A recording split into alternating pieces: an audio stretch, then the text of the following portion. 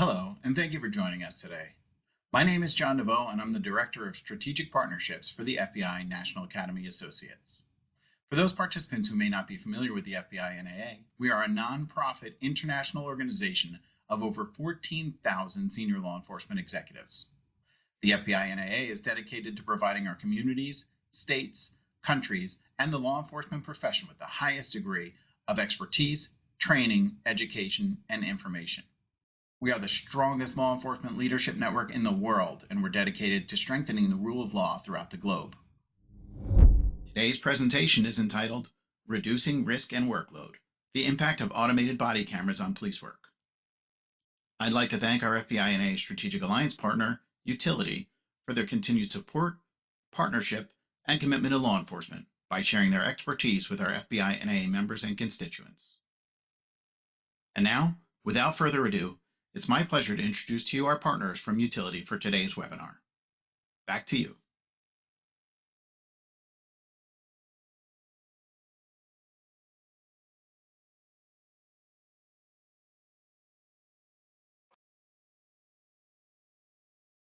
Hello, everyone, and welcome to today's webinar, Reducing Risk and Workload, the Impact of Automated Cameras on Police Work. I'm John Boyd, Law Enforcement Relations Manager and retired sheriff, and I'll be your host for today's discussion. Before we dive into the panel, I'd like to tell you a little bit about Utility, Inc. Utility is the innovative technology company that continually delivers a universe of solutions for frontline professions that depend on speed, accuracy, easy to access data, and transparency in their work. Today, we're here to discuss how automation, especially through body cameras, is transforming law enforcement by reducing risk, streamlining officer workload, improving safety, and strengthening community trust. This conversation isn't just about technology. It's about solving real problems officers face every day and hearing from our panelists who have firsthand experience and knowledge in implementing these tools. Feel free to submit your questions throughout the session. We'll address as many as we can in a question and answer period at the end of the session.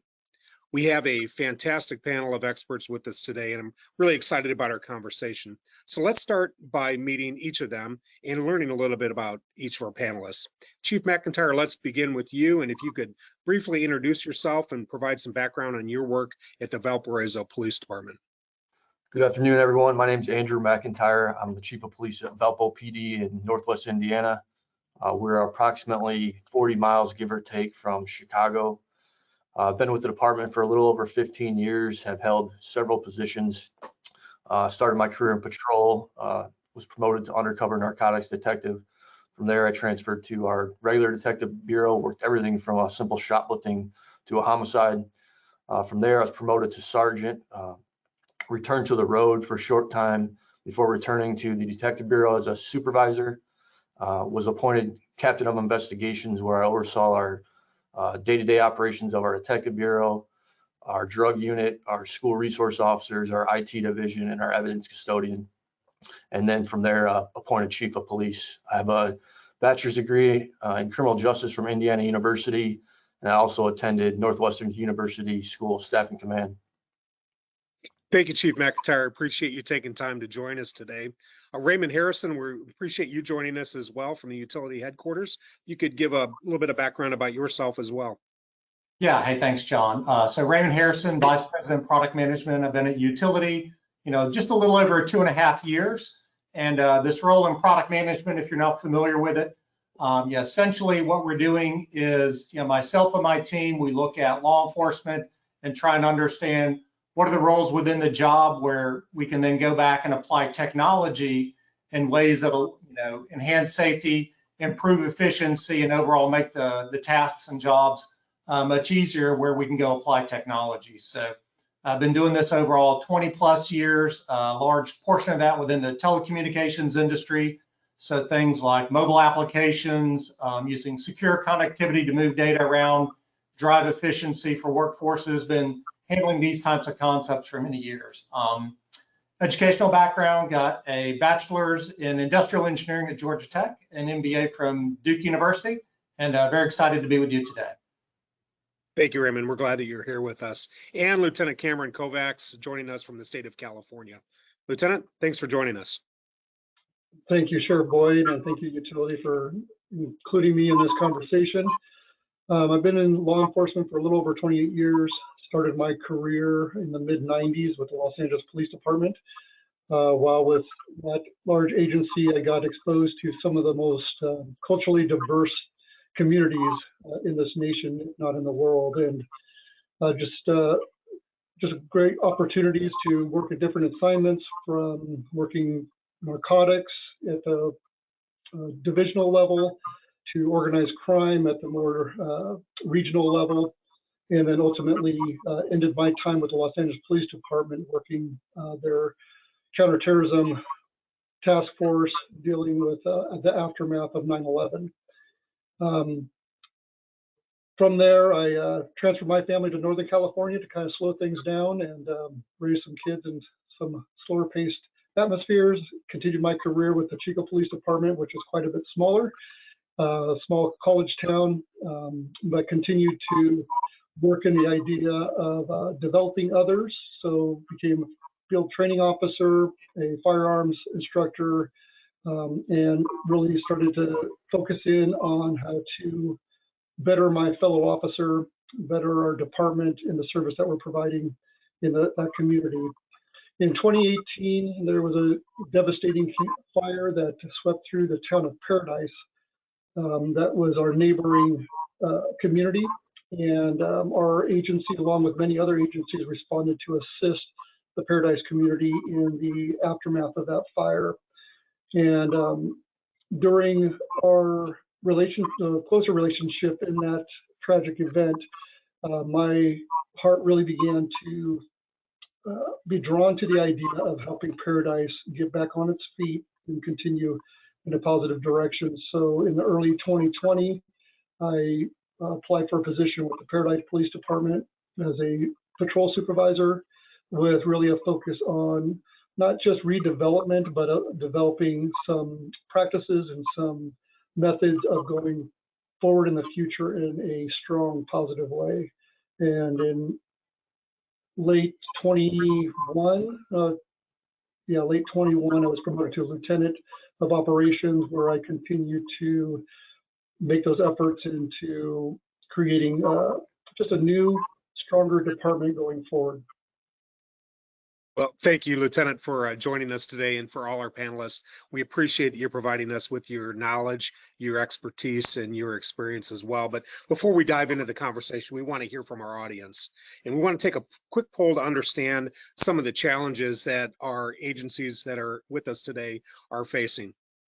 So we want to consider the biggest challenge that your department faces with documenting incidents. So this is active participation. If you're joining us virtually, please take a look at these. Again, what's the biggest challenge your department faces with documenting incidents?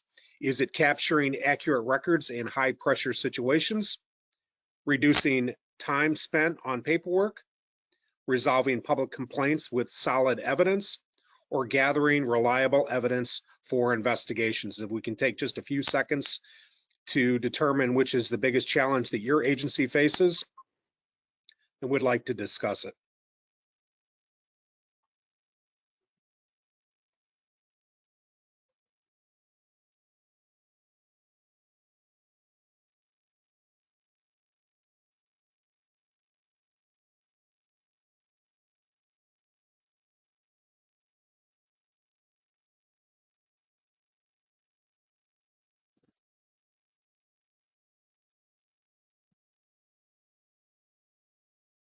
And if we could see the results of our poll.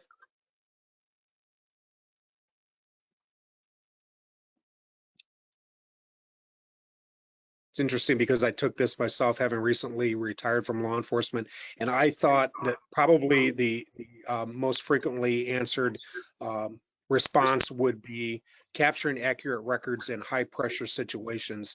And with that said, I want to turn to you, Chief McIntyre. Is this in fact a significant issue for you and the Valparaiso Police Department? And based on your experiences and the approaches that you've taken, the tools that you have at your disposal, what's most effective in helping your team to tackle this challenge, especially in terms of balancing documentation needs and minimizing burdens for officers? Yeah, great question. So my personal opinion is, capturing accurate records in high pressure situations is the most important. You can't really get to B, C, and D without capturing A. So the automated activation features have been a game changer for us. They've significantly helped our department. The automated downloading features saves a ton of time with documentation and with the paperwork process.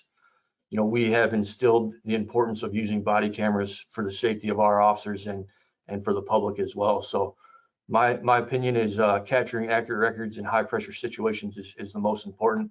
And that'll allow you to get to reducing time spent on paperwork, resolving public complaints with solid evidence, and gathering reliable evidence for investigations. A very interesting perspective. So, Lieutenant Kovacs, can you kind of piggyback on what Chief McIntyre has said there? Yeah, absolutely. I think that the old saying goes, if it wasn't documented, it didn't happen. And I think we work in an age where accuracy is of the utmost of importance as we have the public scrutiny and just, a lot of things being analyzed by beyond just our own office, but really by a watching world. We got to make sure that information is accurate. So having technology that really is able to pick that up when it's needed and retain it for us and then be accessible to us, it's a huge game changer with regards to that. Because quite frankly, remember, getting interested in law enforcement. I don't remember really being excited about sitting at a computer typing away a report. It's about being out there in the community and doing the work out there. So whatever helps in that documenting part of it is a great asset for our industry. Yep, great. So Raymond, with all of that said, you work with a lot of different departments and you really have your ear to the ground when it comes to trends and strategies that you see in law enforcement. And what are you seeing? How are you addressing these challenges without adding additional administrative burdens? Yeah, let me pick up the thread around the automation theme here, because I think that's an important one. I'll kind of expand the conversation a little bit. So as I look at this, again, from how do we apply technology, automation around recording triggers really comes in kind of three categories or buckets. One, things that are native to the camera itself, right? So typically cameras have a rich set of sensors. We can add intelligence into how we use those to, again, take the burden off the officer in a high pressure situation. Another one, and sort of the primary context for automating recording and capture video, goes around recording mechanisms based in the vehicle. So light bar, door opening, those sorts of things are very typical. We see that very, very widely applied across law enforcement.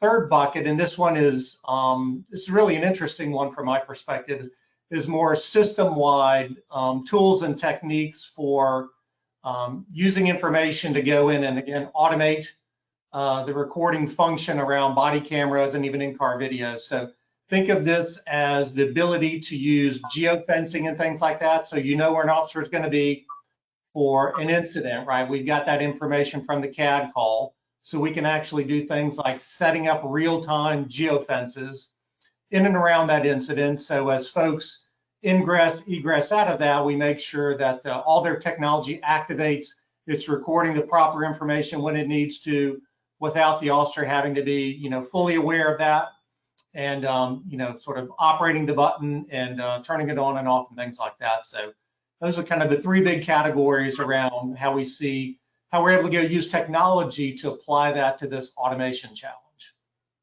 Yeah, so all three of you talked a little bit about officer safety, but let's kind of pivot to that because that really is essential, officer safety. And in law enforcement, high stress situations occur rapidly, sometimes without any warning. Sometimes an officer has the luxury of going into a situation knowing that there's a propensity, that there's a likelihood for violence, but they have to be prepared at any moment. And officers don't have time sometimes, they don't have the luxury of time to think about activating that camera so that they can capture the totality of a circumstance.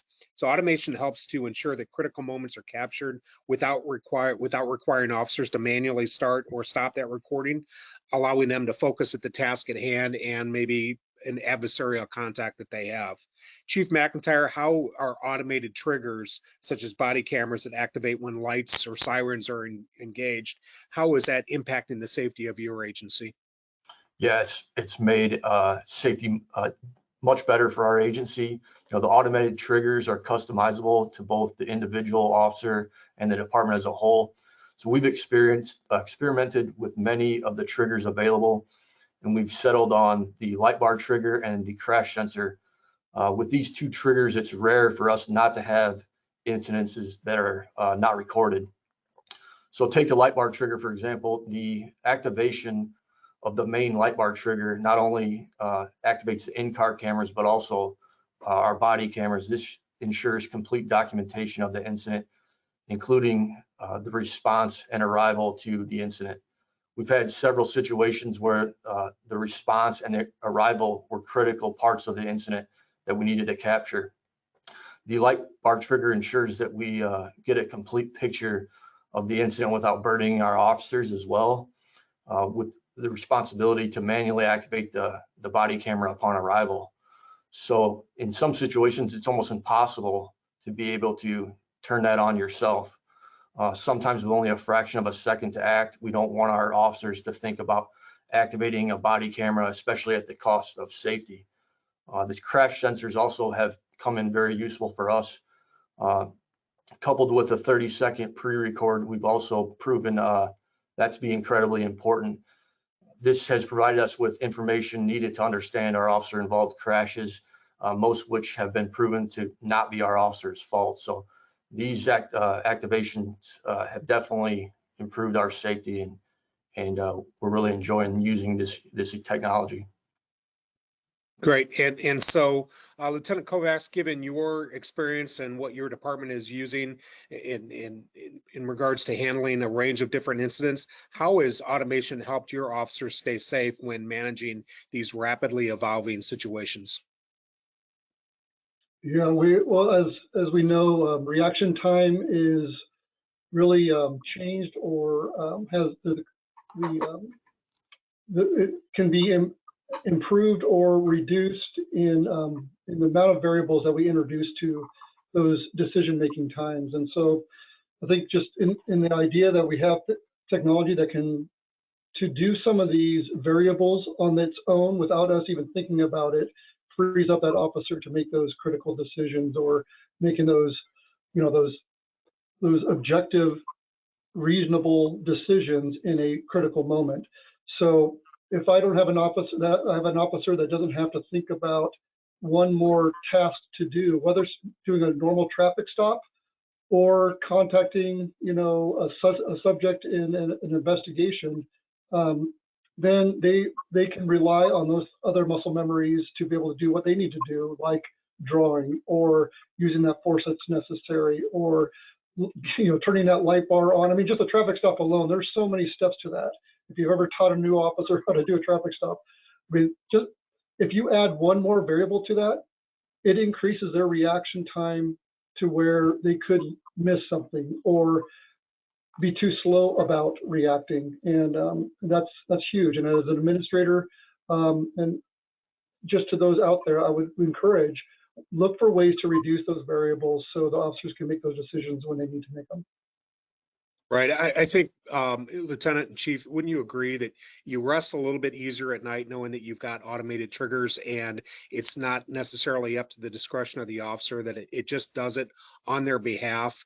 We all have heard the stories about an agency, an officer that has a camera, but because something evolved so quickly, they didn't have the time to activate the camera and they used force. It was a critical incident. And in the court of public opinion, unfortunately, immediately, because the incident wasn't captured, the public believes that there's been some sort of conspiracy or a cover-up. It didn't happen as though the officer said, and unfortunately, it oftentimes is the perpetrator that is assumed to be right and law enforcement is assumed to be wrong. But this is really a game changer with these automated triggers. So it takes that discretion away and the responsibility away, so the officer can focus on the task at hand and their adversary, right? Yes. Very much correct. So Raymond, from a technology perspective, what features or capabilities are you seeing that have the biggest impact on officer safety in the field? Yeah, let me kind of pull on the thread from my previous comments. So around just kind of more system-wide basis. So we talked about vehicle, and right, we mentioned these, doors opening, crashes, light bar, those sorts of things. For folks who are deploying automation techniques, that's typically around 55% of what we see from an engaging and initiating camera operation. The next biggest category would be around the system-driven ones. Again, those that choose to invest integrating particularly their CAD system, see another maybe 45% of their recordings automated. Typically, this function kind of drives up the recording level by a good 50%. Overall, we'll see folks using these system-wide CAD integration and other techniques, seeing recording levels 70+%, some that really want to invest 80+%. So, at 80%, right, we've taken a lot of that workload off of the officer so they can focus on the job at hand.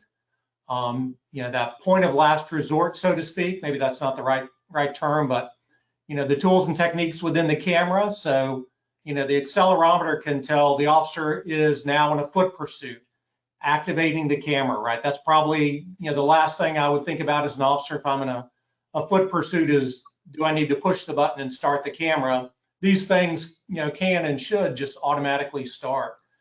Same thing, right? If you're removing a weapon, whether it's a firearm, an energy weapon, there's tools and techniques to make sure that all of that engagement is recorded, right? Further protecting, the officer and helping provide that critical evidence to clear them and make sure they were following proper procedure and doing things the way they needed to do. Kind of another safety feature we haven't talked about is use of gyroscopes and things like that within the camera to tell, we've got ways to go tell, is the officer prone? We call this our officer down feature.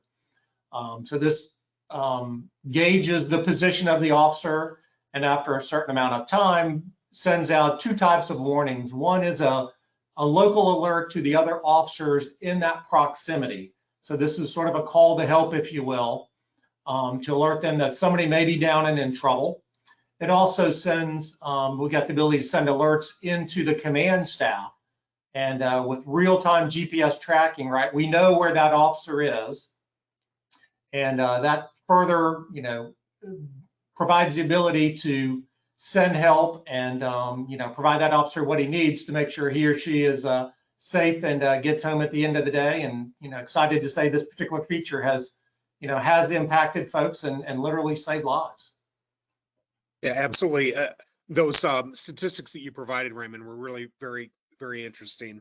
And it's clear that automation plays a very big role in officer safety, but there really is another important aspect about how automation helps to reduce the operational burden of officers, whether it's reducing paperwork, streamlining evidence management, or improving efficiency. And beyond the immediate safety benefits, automation also has a huge impact on officer wellness. When officers spend less time on administrative tasks and more time in the field, it reduces their stress and allows them to focus on their primary responsibilities. So Chief McIntyre, you and I recently talked about officer wellness and morale. How has automation helped your officers manage their workload? And have you seen any impact on their overall job satisfaction or their well-being? Yes, absolutely. Great question. So this tremendously boosts morale in your department. When officers do receive complaints, they're often, that's not a good day for them. And we're able to use these body cameras to figure out if a complaint is accurate or not. And oftentimes, it's not the same. It's not the same as what the complainant is basically saying, and we're able to get them back out on the road just like that. And it really boosts officer morale. A question that we had is, now that we had this video, what do we do with it? How do we manage its transfer and storage with absolute integrity while meeting the standards that we adhere to here as well? So this takes the burden off our officers. The automation really works for us. First, our videos are sent up to Polaris, the evidence management platform, immediately following the completion of the video via cell connection. So that works out really well for us. Our officers don't need to manually send videos anywhere or dock the body camera to a computer for downloading. It's done automatically and wirelessly, so this saves us a ton of time. The videos are immediately searchable and able to be viewed by authorized personnel. So we're able to, minimize those complaints quickly. In addition to the retention times that are applied to all the videos by quick classification, and on completion of those videos, we're basically, it's available to us right now. So without involvement, except for a quick classification, these videos are uploaded, proper retention times are set, and then they're stored for evidence or whatever we may need them for. These automation has definitely taken the burden off of officers and allows us to get the paperwork part of the job done much easier. Perfect. And your response there, Chief, it leads me to believe the way you framed it, that it's all policy based. Is that correct? Yes, a lot of it is. Absolutely. We are a accredited agency through CALEA, so we have to make sure that our policies and procedures are properly documented, and then we're showing proofs of compliance on all those as well. Perfect. So you're policy based and policy driven. Correct. Lieutenant Kovacs, I want to kind of shift to you. Have you noticed a change in your department's workload and the morale since adopting automation? And how has this impacted your officers' day-to-day tasks and their overall well-being?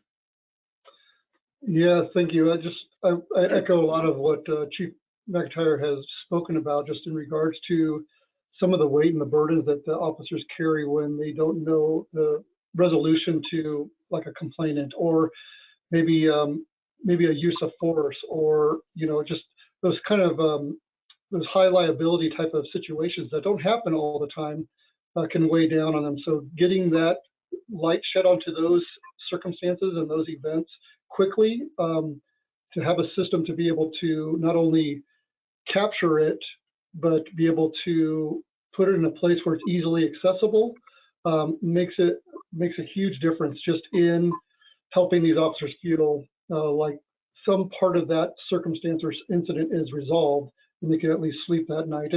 And also in regards to those day in and day out operations of finishing the report, and we went from a system for, as far as our digital evidence goes, is burn it all onto a DVD, and then book that into the evidence, and then take a copy of those images or recordings and send it through some sort of secure file transfer to the DA's office. And just a lot of time and energy is spent on something that is crucial and needed, but it takes away from the interaction and the contact to the community out there. So going to a system that automates things like categorizing, or things like transferring that evidence to the DA's office.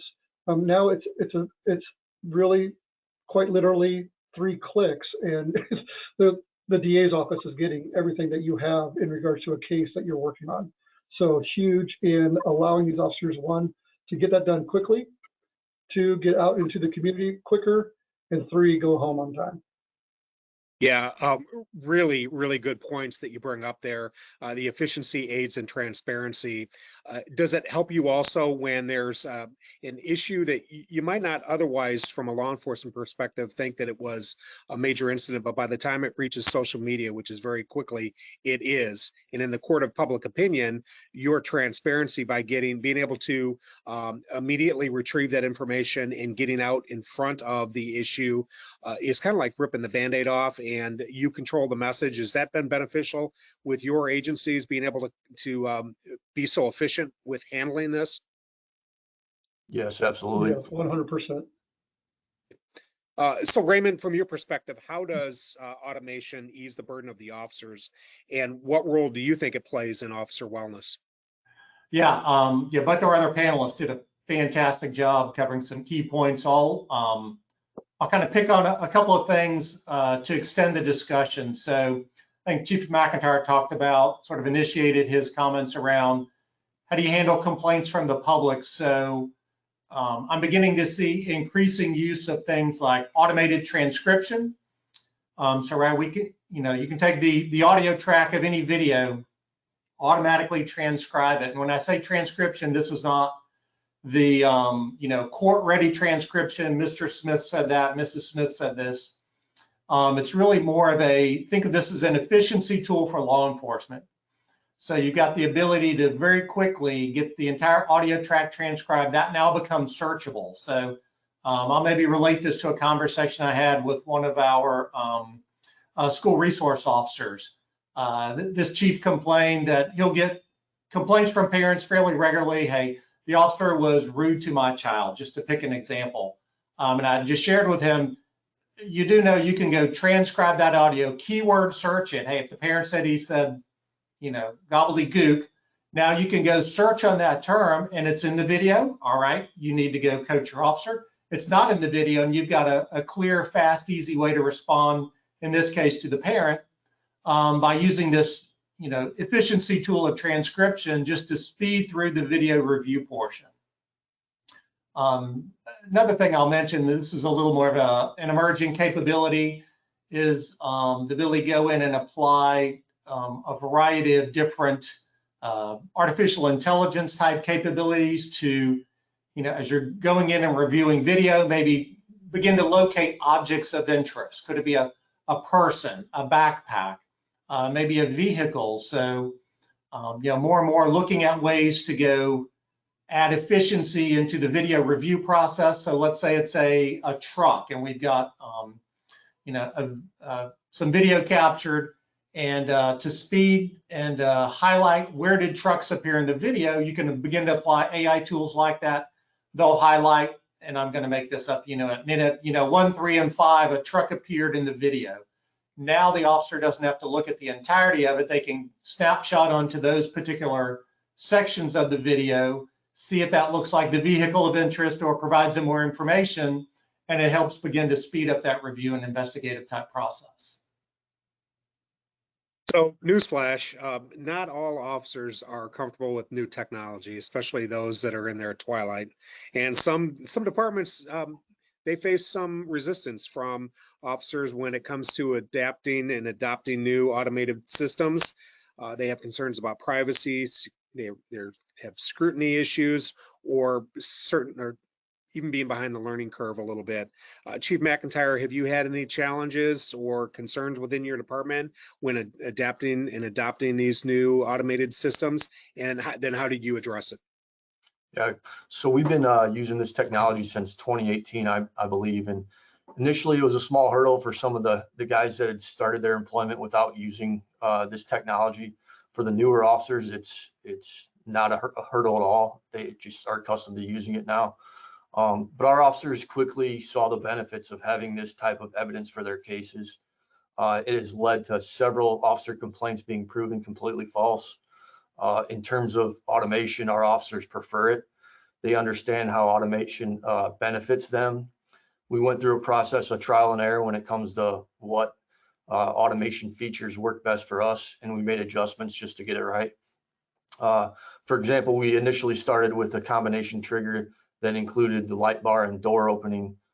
We learned that in some cases the overhead lights were turned off prior to arriving on the scene, so the automation did not take place. So we worked with utility, we worked with the equipment installer, and we set the trigger just for our light bar, which has worked out well for us. I admit that we're probably not even using the technology to its 100% capabilities, and I look forward to learning more about that in the near future. But this has allowed us to basically capture everything that we need to capture with the automated triggers that you have here.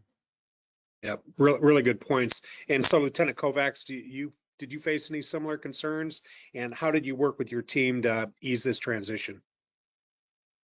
So the Paradise Police Department is no stranger to utilizing body camera and vehicle cameras. They've been using it probably since the late 2000s, probably one of the first agencies in this region to employ them.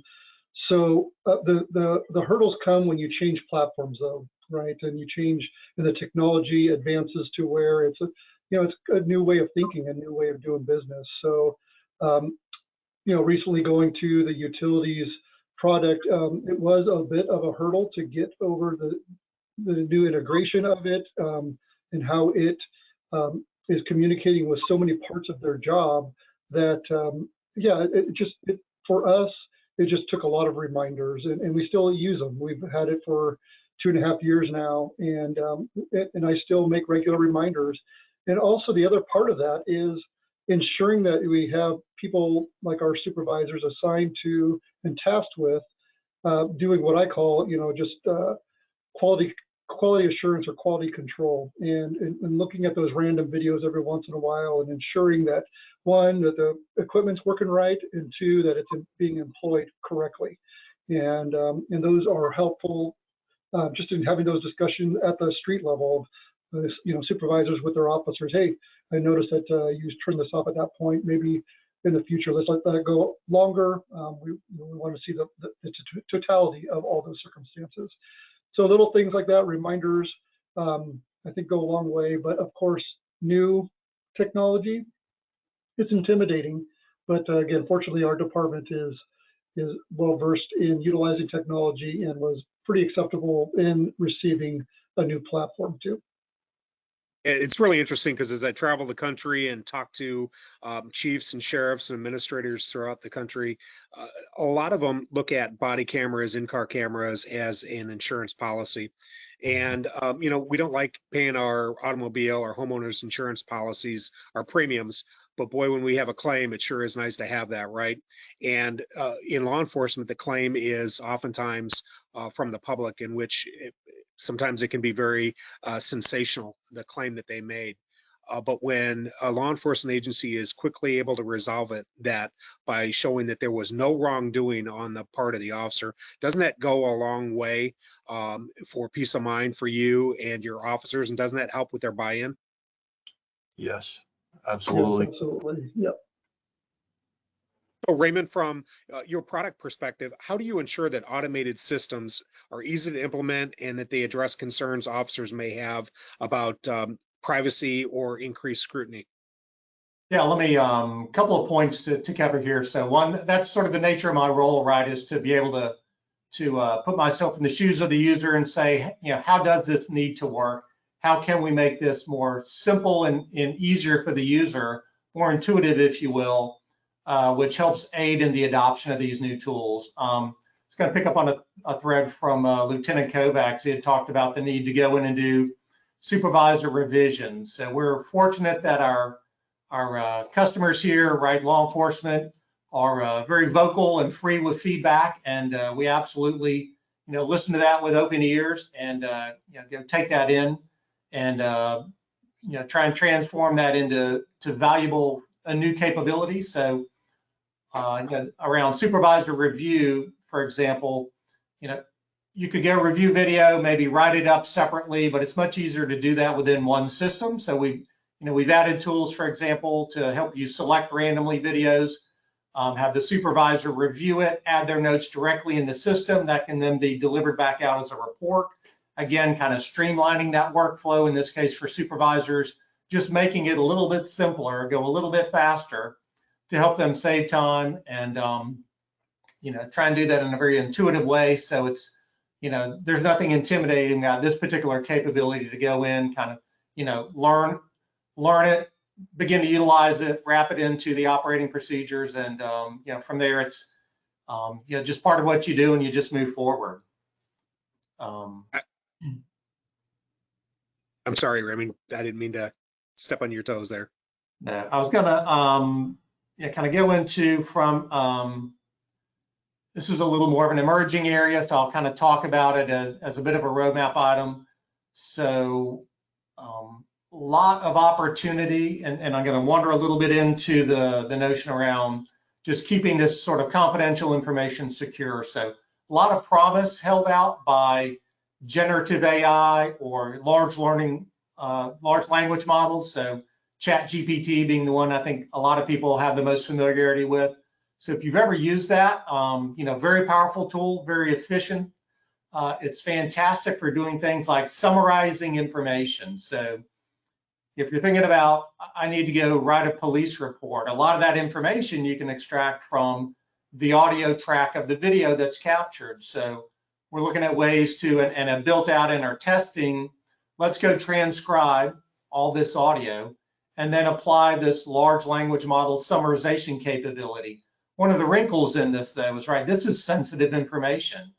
You can't use a public tool like ChatGPT. They need to be on private models, so to speak. So this is how we, think about an architect for maintaining privacy, security around this sensitive type of information, while still building in, more efficiency and kind of user intuitive ways to go automate, improve the workflows, reduce the administrative burden on law enforcement. I really enjoy your perspectives, and we want to check in with the audience again. We have another poll that we'd like to put up, and at this time we want to hear about specific challenges that agencies are facing when it comes to capturing critical moments during these incidents. So which issue poses the greatest challenge in capturing critical moments during incidents? Is it missing critical moments due to delayed manual activation, difficulty capturing footage in high stress situations, delays in reviewing footage after an incident, or ensuring documentation aligns with department policies? If you take a few seconds and you can answer the poll, and then we'll discuss it once we see the results.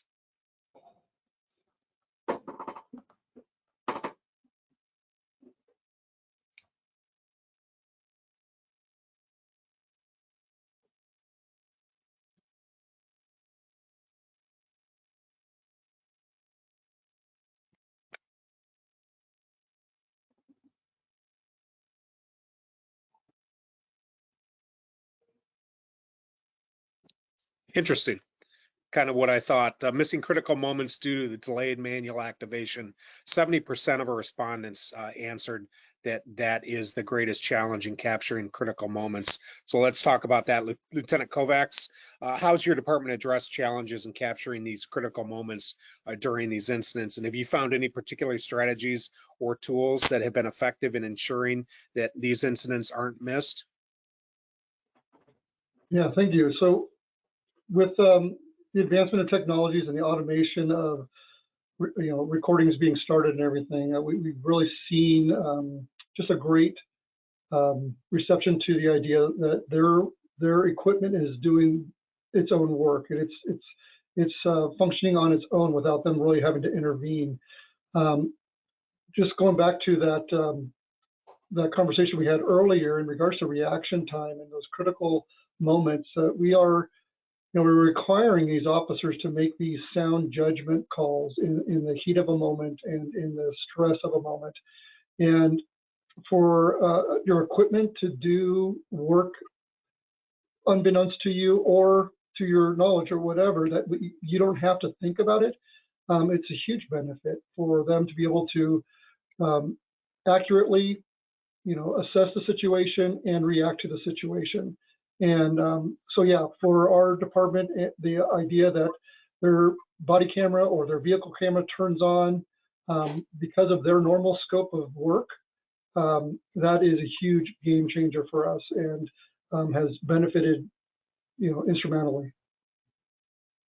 And Chief McIntyre, what steps have you taken to make sure that these critical moments aren't missed, particularly when the officers are trying to manage these high stress situations?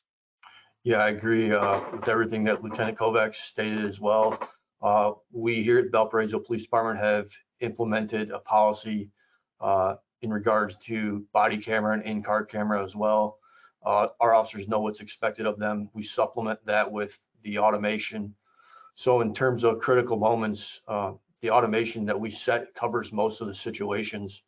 Our officers also understand the value of the body camera evidence and have developed a good sense of when to activate their cameras manually as well. We also utilize a 45-second pre-record feature that gives us a window of opportunity for officers to activate their cameras when the automation is not available. So talk a little bit about that pre-record, Chief, and why that's so important. Explain that feature. Yeah, I mean, you could turn around the corner on a very critical incident and not have time to immediately activate your lights and sirens or your cameras, and being able to have that 45 seconds to get the situation under control is helps out with officer safety, and it allows us to go back 45 seconds without missing anything that we need, to capture for our body cameras or our in-car cameras. Yeah, I would think that that would be very important for an agency like yours because with the fact that you have a university within your jurisdiction and your officers aren't always tied to a police car, they're not always reliant on CAT activation. Perhaps they're working foot patrol, perhaps they're working a concert or a ball game at the university, and they don't have some of those triggers. And not every critical incident results in an officer drawing his or her firearm. So maybe you're not using that. But with the pre-record, that's nice because it can show the events that led up to the incident when the camera was activated, correct?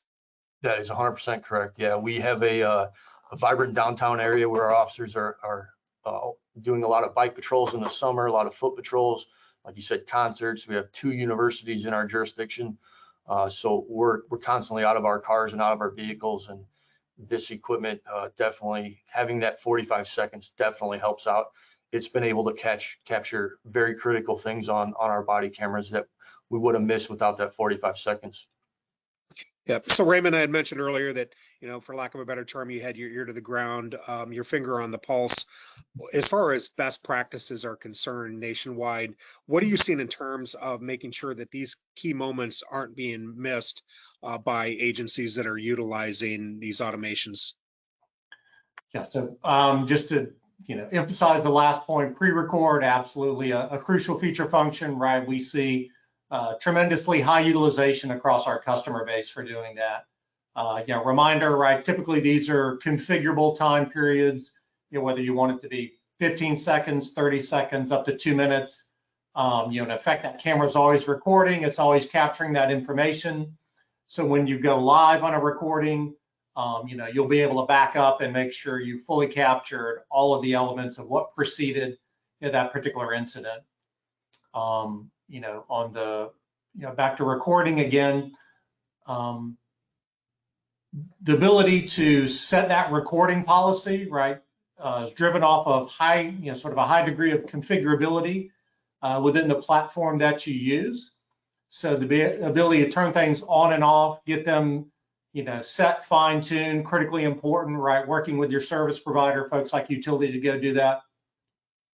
And as I mentioned earlier, folks who are looking for a high degree of automation around their recording policy typically implement in system-driven tools like a CAT activation, CAT integration, CAT activation type of situation, which will, again, sort of dynamically set up geofences around where the CAT incident is and truly provide a,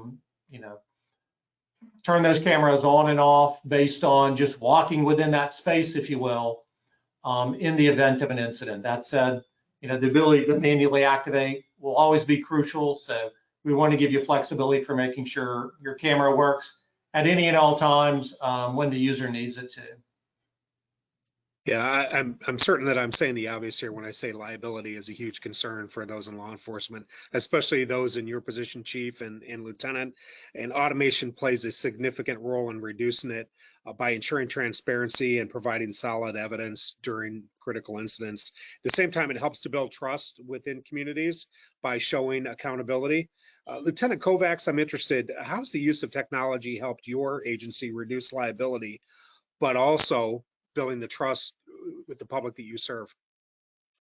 Well, like we've been mentioning, this industry is under scrutiny, as it should be, and is being watched really worldwide with the technologies we have. So to have a technology that is able to capture all the information, at least from a perspective, it doesn't always give all the information, but it gives enough information to be able to hopefully shed light on to the truth, right? That's what we're always seeking after, is the truth. So, so when you have a technology that is able to, again, like I mentioned before, be able to not only capture it well, but be able to manage it well so it can be accessed easily. It's a huge game changer when dealing with liability issues that come up where there's a question of whatever force used or an activity done or not done.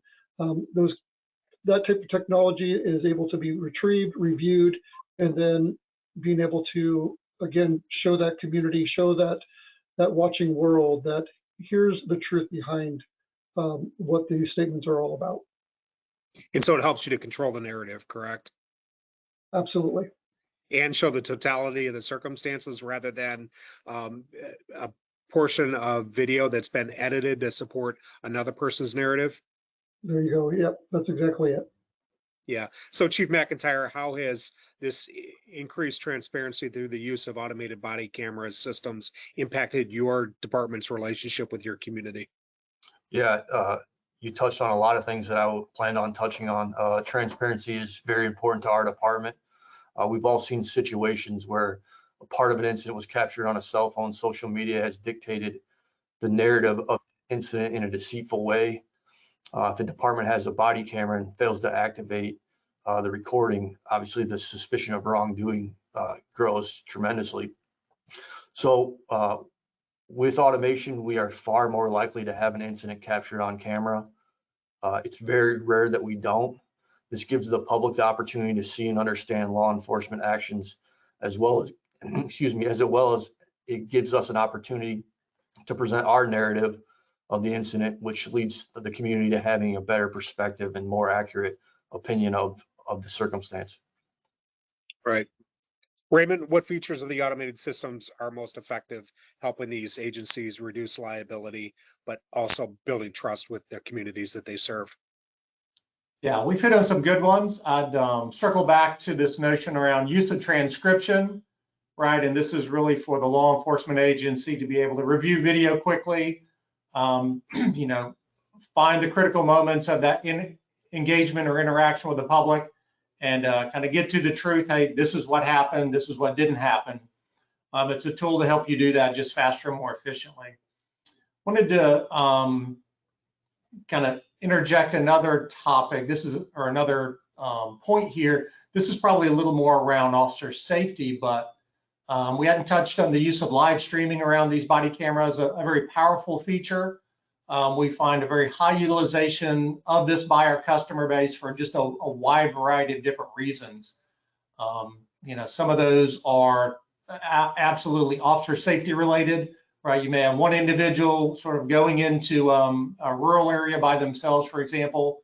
So this gives their supervisor or others in headquarters, additional eyes on the ground, the additional ability to see what's going on the ground. So, live streaming, very powerful capability that can be tapped into with this technology and body cameras as well. Oversight is really important in today's age with law enforcement. And in fact, Raymond, you and I recently had a conversation about the 6 pillars of 21st century policing, where it's actually talked about oversight and the use of technology. And so that accomplishes one of the major pillars of that 21st century module itself.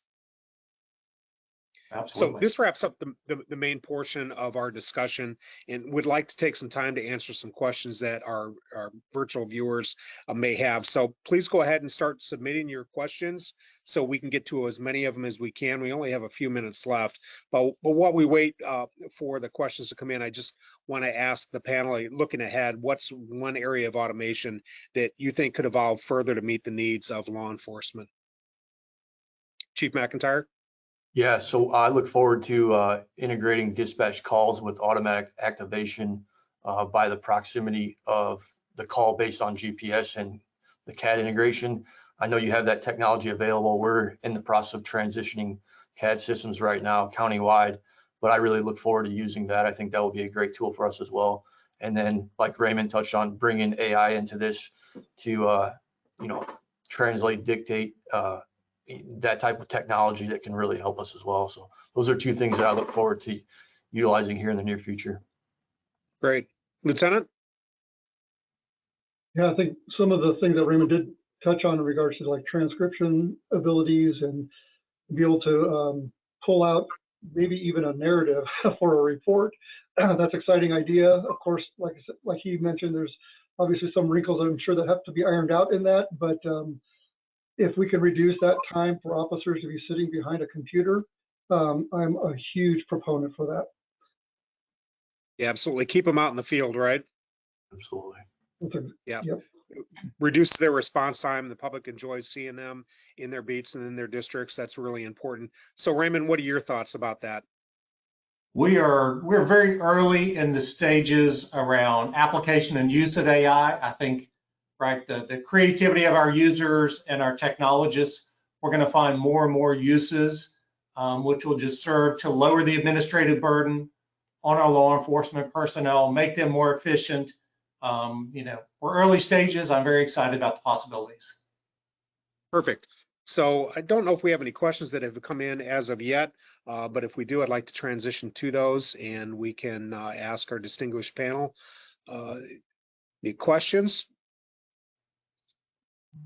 And as of right now, we don't have any questions that have come in. So just kind of bring this back around. I'd like to kind of get your perspective, the perspective of each of you. And Raymond, I'm going to start with you. Can you kind of put a wrap on this and kind of your thoughts as to where we are, where we've come with body cameras? And initially, it was kind of a check the box thing, but automation allows for so much and allows for transparency, allows for efficiency, officer safety. It helps to build morale.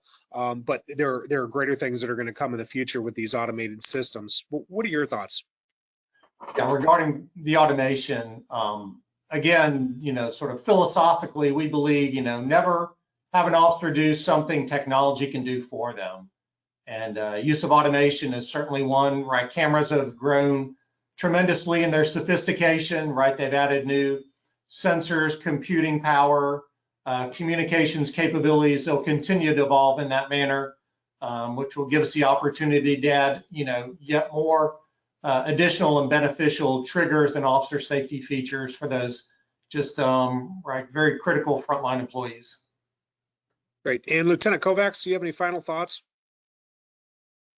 I think just like with the law enforcement code of ethics, quality through continuous improvement. We should always be looking for ways to improve the service that we provide, but also how we manage and care for the folks that we work with that work for us.